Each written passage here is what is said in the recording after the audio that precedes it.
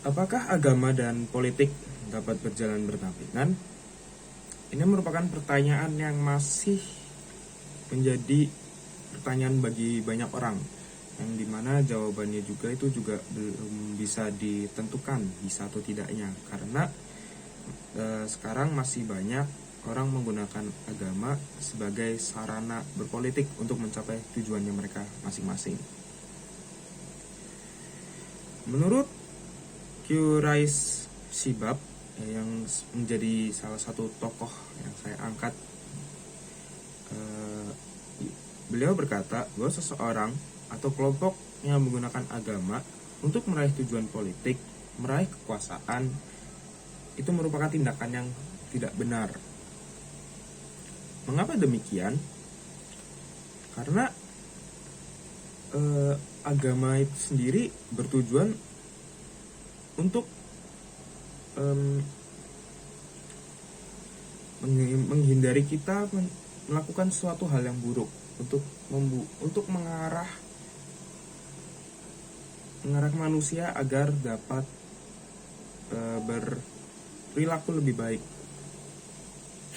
Dan agama itu juga mengajak kita untuk selalu melakukan kebaikan dan lain sebagainya. Sedangkan nggak semuanya, tapi kadang politik itu sebaliknya. Kadang ya karena orang-orang mungkin melihat politik itu sebagai untuk mencapai kekuasaan sesuatu gimana pun caranya mereka tuh harus dapat. Akhirnya mereka itu menghalalkan segala cara, bahkan sampai bawa-bawa agama ke dalamnya. Yang sebenarnya agama itu jangan dicampur dengan politik, karena politiknya pasti rusak. Dan sebaliknya, jangan mencampurkan politik dengan agama, dan pasti agamanya nanti bakal rusak gitu. Nah,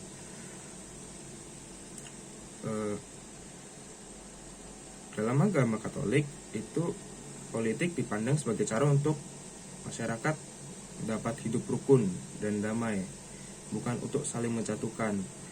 Dan gereja juga berharap pemerintah menjalankan hukumnya secara demokratis, bukan dengan cara kekuasaan. Jadi didasarkan dengan untuk kebaikan semua masyarakat, untuk rakyat-rakyatnya, enggak untuk mencapai tujuan atau kekuasaan si pemerintah tersebut. Nah, dalam pandangan agama Islam yang tokohnya saya juga ambil, yaitu Muhammad Quraish Shibab, sama dengan tokoh figur yang saya angkat tadi. Beliau mengatakan bahwa Islam itu tidak bertentangan